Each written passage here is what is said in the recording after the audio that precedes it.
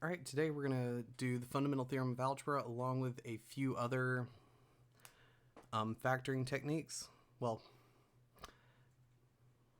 that's kind of all it feels like we've been doing up to this point is factoring techniques, but fundamental theorem of algebra is, well, it was important enough that they called it the fundamental theorem.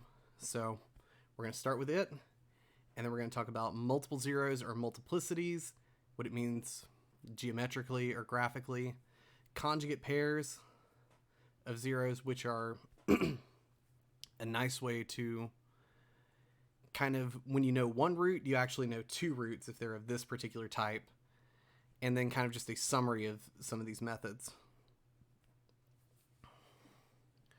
So if a polynomial, or if p is a polynomial of degree n, and n is at least 1, then p has at least one zero.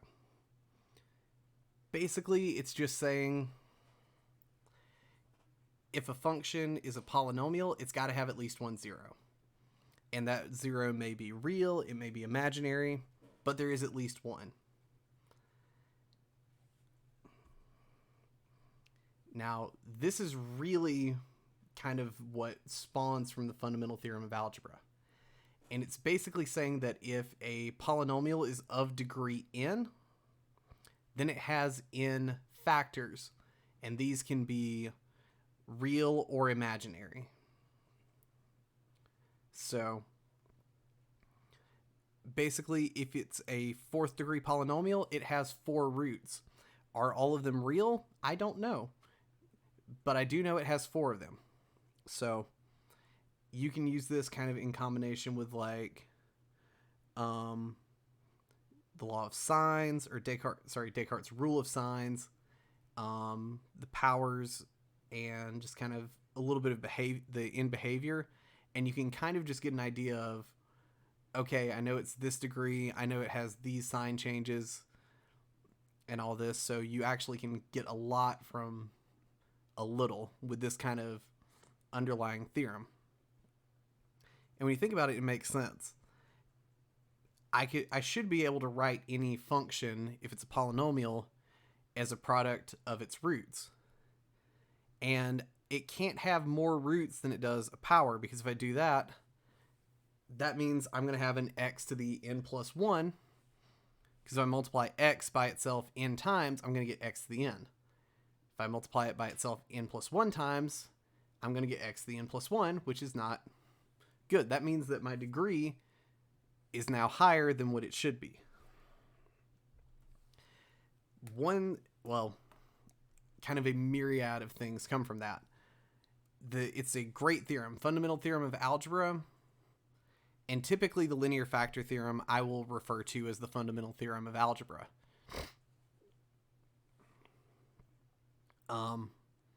It's great. It helps you a lot, but the thing is, it doesn't tell you... It tells you that you'll have n roots for an nth degree, but it doesn't tell you anything about them. It doesn't tell you, are they all real? Are they all imaginary? It doesn't tell you if they're distinct. So you might have a polynomial that when it's factored, 1 is the only root, but it's repeated 100 times. So you'd have like x minus 1 to the 100. So something like that. It tells us that any polynomial can be written as a product of linear factors. But again, it's just one of those nice existence theorems. It tells you it's there. It doesn't tell you how to do it. Kind of like the intermediate value theorem. It tells you something's there. It just doesn't tell you what it is. So a lot of these theorems are existence, which means they can help you prove something, but they can't help you find the something. Now, when you look at the linear factors, kind of think back to the way these functions have their shapes. So if it's an nth degree polynomial, it can have at most n minus 1 terms. Which makes sense, because if you think of like y equals x squared, then that looks kind of like this. But then if you think of y equals x cubed, which only does like this,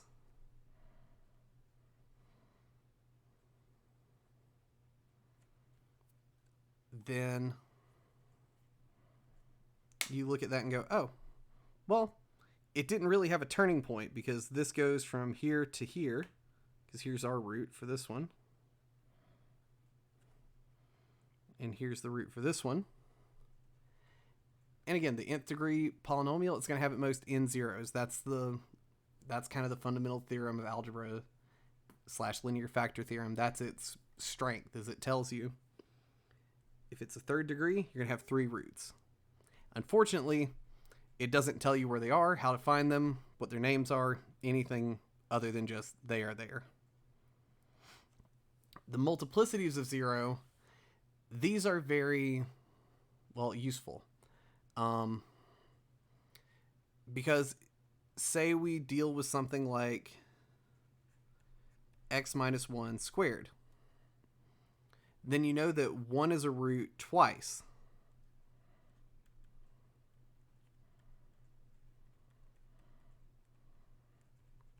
I can't spell. Because it's x minus 1 times x minus 1. But the interesting thing is, what does that actually mean for the graph? Well, what it tells you is if you have, well, let me get to it.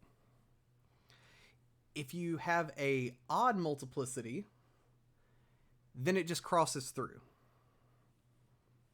So think like x minus 1 cubed. This would just be your x cubed graph, but it's shifted over to the right one.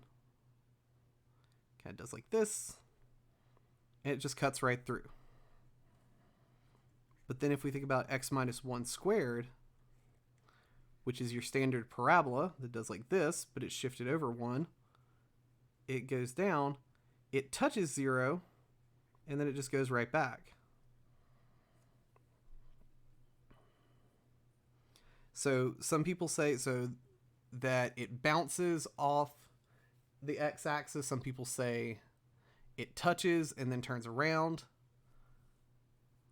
And also one thing to notice about the way, like to kind of just give you an idea when you're sketching it, if k is greater than 1, then the graph just flattens out. So think about something like x minus 1 to the 4th. That's x to the 4th shifted over, and you can almost think about that as like a very wide parabola, because versus this one kind of has a nice curve to it. If I were to do like x minus 1 to the 4th, then it kind of does like, here's 1, say like that. It kind of just like gets really flat and then moves through it. So sometimes you'll hear that if it's even, it stays on the same side. Some people say that it bounces off the x-axis.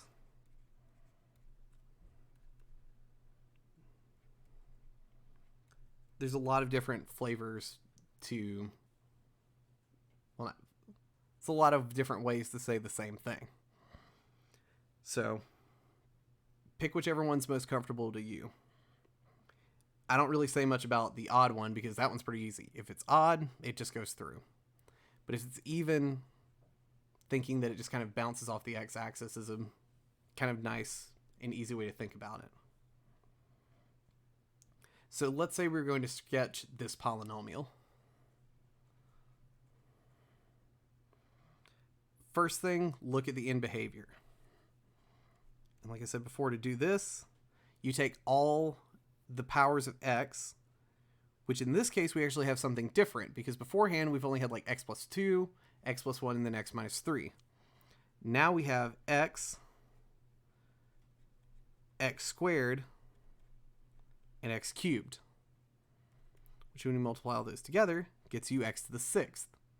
Now if this had been 2x plus 1, we would have had 2x squared, which would have given us 4x to the 6th.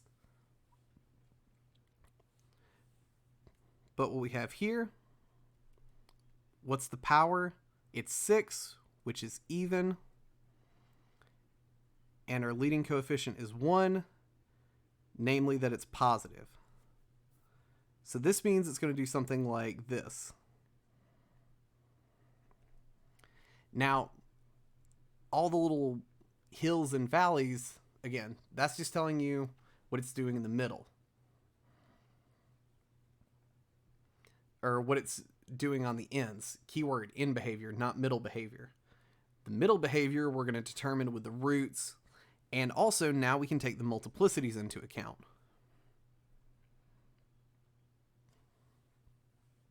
So we know the end behavior, as x goes towards positive or negative infinity, the function just keeps going up. So we know at least how it's got to go from that way. Find the y-intercept by plugging in 0. That gets you negative 54. Now, one thing to do is take a look for the end behavior, or not the end behavior. We need to look at the multiplicities. So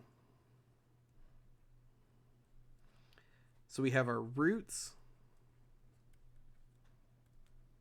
We have x equals negative 2 for this one, which has a multiplicity of 1. So it goes through.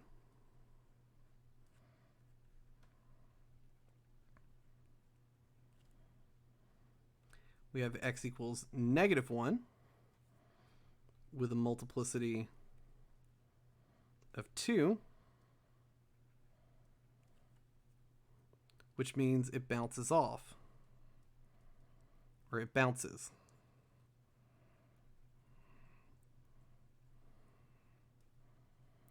So when you're sketching, you know that you have to go through negative 2, because remember this is negative 2, 0. So you go through that point.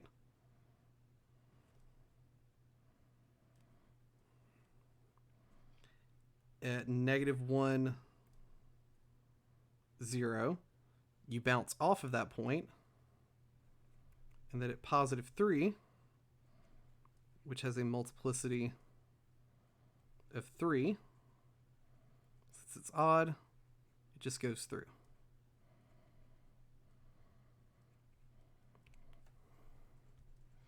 Which, if you look, that's exactly how this is made.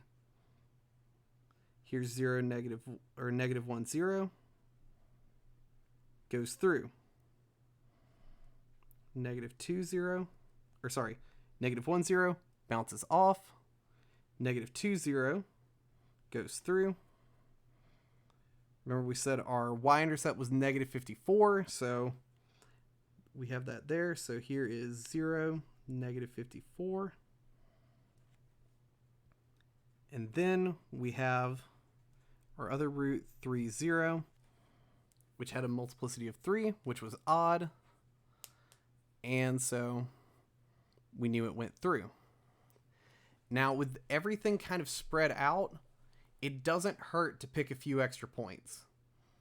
So, like f of 1 is negative 96 and f of 2 is negative 36. That helps you get an idea of how it's supposed to kind of go through. When you're sketching it, will you get it exactly right? No, but you'll get a pretty good idea. Remember it said that the larger this power, the more it flattens out as you get close to 0. Notice how this one, multiplicity is 1, goes through. Multiplicity is 2, does a little parabola here as it bounces off. Kind of flattens out a little bit. Cubed, it goes through, but notice it really kind of tapers off here. So it gets really small at this point. So the smaller it gets, the more it's flattening out. And because of that cubed, you think about it, as you get close to 3, like let's say I'm over here at 2.9, that makes this 0.1, which 0.1 is 1/10. And then if you cube that, you get 1 over 1,000. So the closer you get, the smaller it is, which means it's going to start to have a lot more pull the higher this power. Now, the conjugate root theorem is just a nice way to deal with imaginary roots. So we said that our polynomials are always going to have real coefficients when it's multiplied out. So just for example, so if I have x squared plus 25, that has real roots, or sorry, it has real coefficients, but when I set it equal to 0, I get x squared equals negative 25, and then if I take the square root of both sides, I get that my roots are plus or minus 5i. Well, that means x squared plus 25 must be equal to x plus 5i and x minus 5i. So anytime we end up with an imaginary root, it always has a counterpart. If you have plus 4i, you'll have minus 4i. If you have minus 3i, you'll have plus 3i. If you have... So if you know that x minus 2 plus 3i is a root. So, you know, x minus 2 plus 3i is a factor. Therefore, x minus 2 minus 3i is also a factor.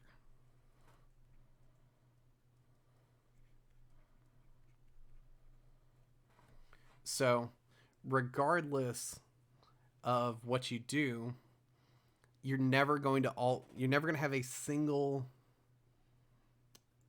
imaginary root. They're always going to come in pairs. Now, in this case, if I have x minus, I'll just distribute it, minus 2 minus 3i times x minus 2 plus 3i. I'll come over here and multiply. So x negative 2 minus 3i, and this is why I like to use this box method, minus 2 plus 3i.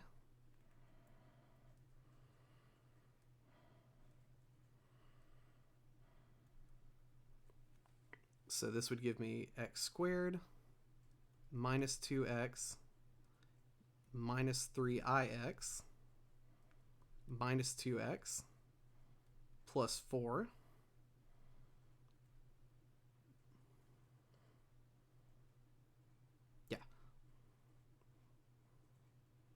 plus 6i plus 3ix, which I don't really need the plus, but I'll leave it there, minus 6i, and then negative 3 times I squared, or this would be negative 9 times I squared, which would make it plus 9. And notice what happens. Anything with an imaginary has a counterpart that cancels it out. So this one comes out to be x squared. This would be minus 4x plus 13.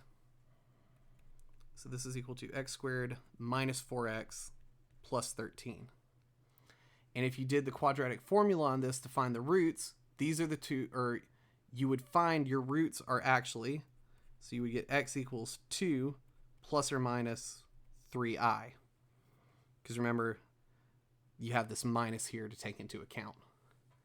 But the nice thing is you actually have a way of finding these roots, and you know that if it's got one imaginary root, it actually has to have two. You're never going to have an odd number of imaginary roots. So, given that 4 minus 3i is a 0, factor this completely. So, you have an option. You have two options here. So, I want to factor this. Again, I know that since 4 minus 3i is a root, then I know that 4 plus 3i also has to be a root. The conjugate part is always going to be with the imaginary part. It's real plus or minus imaginary. And that plus or minus comes from the quadratic formula. Because, remember, it's negative b plus or minus square root b squared minus 4ac all over 2a. So that the plus or minus is actually coming from in the quadratic formula where those two components come together. So we now know actually two roots to this equation, which is nice. So we can try one of two things. We could do synthetic division, or we could do long division. Again, if you can lean towards synthetic division, it cleans things up and makes it a little bit easier. But the one thing here is, do you really want to try and do synthetic division with imaginary components? As much as I love doing mathematics, I don't want to do it that way. It's tedious. Keeping up with imaginary parts is a pain. And overall, it's just going to be way more trouble keeping up with it than it's worth. So we're going to do what I think is a far simpler solution.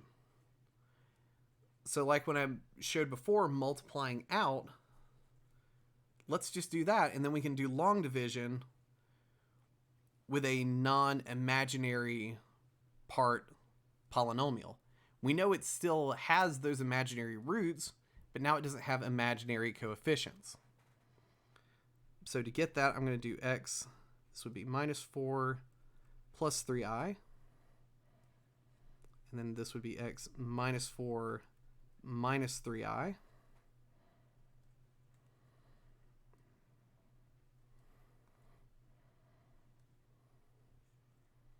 And so then, like before, just multiply everything in the first column by everything in the rows.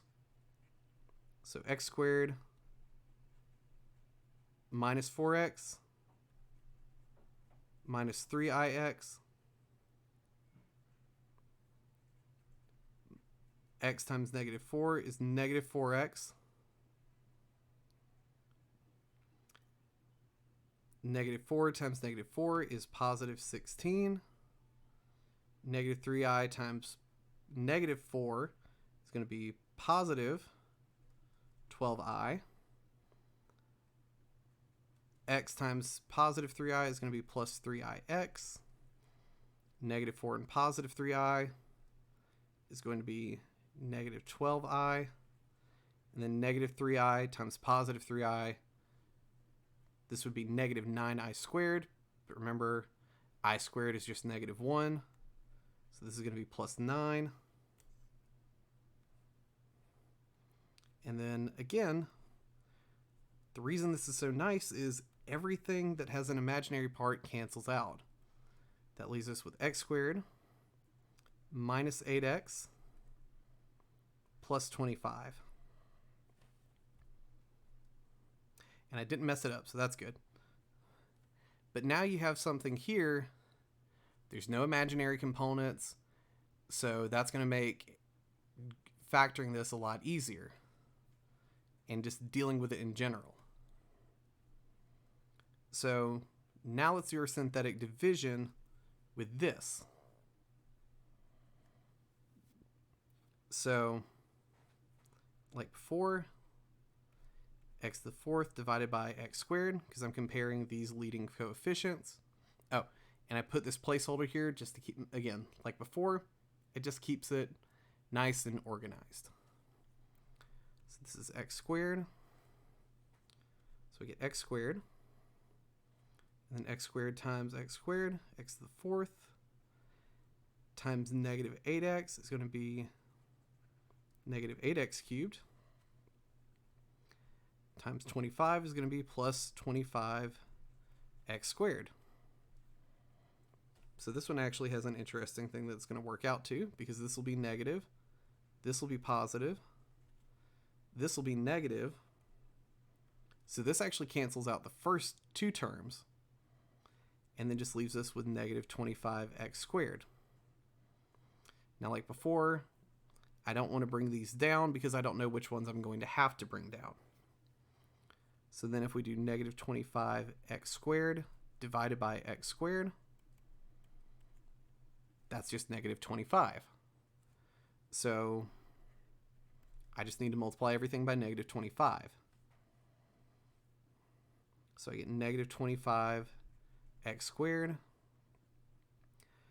Negative 25 times negative 8 is positive 200 with an x at the end. And then 25 times 25 is technically 5 squared times 5 squared, so it's 5 to the 4th, which is 625. And it's negative because this is negative 25.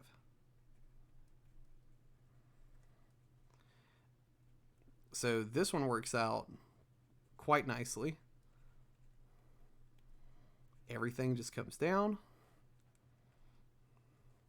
All the signs change. And you're left with a remainder of 0. So that means that our original polynomial is equal to, so if we call this p of x, then p of x is equal to x squared minus 8x plus 25 times x squared minus 25. So that makes yeah, sorry. Yep, so that's pretty nice. So x squared minus 25 is the difference of two squares, so that's one of those like special factoring ones. Which, even if you didn't immediately know, you could just say x squared minus 25 equals 0. X squared equals 25. If we take the square root of both sides, then x has to equal plus or minus 5.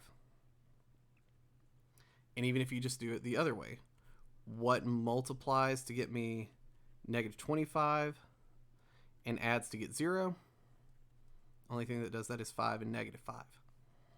So you have multiple ways to go about this.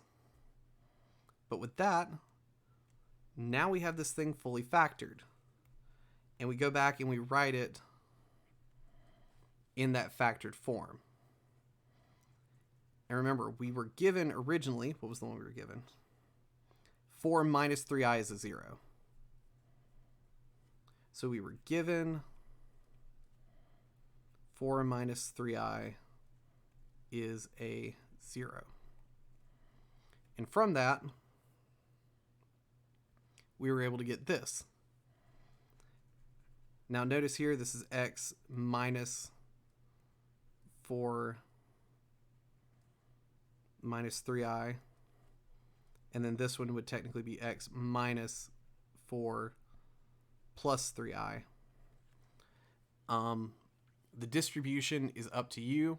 Usually it's just nicer to go ahead and distribute the negative in so you don't have parentheses nested within parentheses. Just makes it a little bit easier to keep up with. You don't have to write as much. And I won't say it's the norm, but it is one of the more easily identifiable ways. So, like we've done before, where we've constructed a polynomial, what if you were given these three roots and you needed f of 1 to be equal to 12? Well, first thing you're going to look at and go, okay, it's 4th degree and they only gave me 3 roots, so you know something's up. Step 1, solved. You sleuthed it out, so now you know that something's missing. But we also just covered the conjugate roots theorem for complex numbers. So, you know, okay, this one has an imaginary root. So if I've got 1 plus I, that means I also have 1 minus I also. So, congratulations, now you have all 4 roots. Then we just do like before. And then this a to the n, remember, this is just a placeholder because this is usually what gives us trouble. Because usually we need it to go through at a specific point, and if we don't go through it at a specific point, we have to multiply something out front. Whether it be multiply it by negative because we need the in behavior to change, or multiply it by just some constant because we need the y-intercept to change. Usually those are our go-to reasons for doing that. So, first things first, you don't want to try and multiply numbers within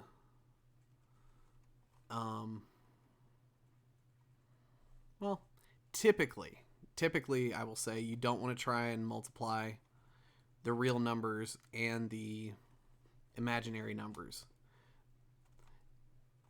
because usually you're going to be given like 0, and that's not going to help. But notice here, actually this wouldn't be too bad, because this would be f of 1, and you plug in 1, and then you have a 1 minus 1, which is going to work out nice. So this would be a rare, and I mean very rare, instance where it's actually a little bit easier to actually not multiply it out. But typically, and I'll show it one more time, x minus 1 minus I minus 1 plus I. And again, you're just doing this 3 by 3 multiplication. So everything gets multiplied by everything. That's negative x. That's plus ix. That's negative x. That's positive 1. That's negative I. That's negative ix. That's positive I. That would be negative I squared, which is just negative 1, aka positive 1.